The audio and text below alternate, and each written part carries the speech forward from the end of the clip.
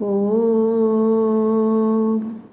हिरण्यवर्णां हरिणीं सुवर्णरजतस्रजां चन्द्रां हिरण्मयीं लक्ष्मीं जातवेदो महावह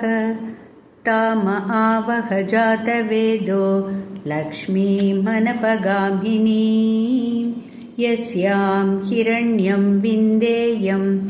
गामश्वं पुरुषानहम्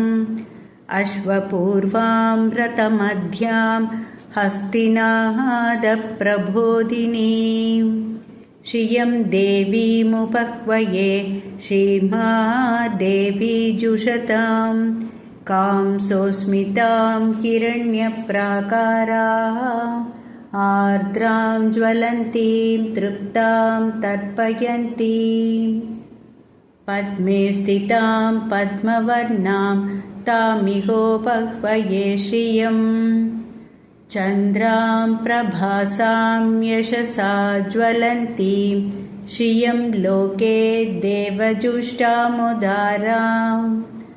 तां पद्मिनीमीं शरणमहं प्रपद्ये अलक्ष्मी मे नश्यतां त्वां वृणे।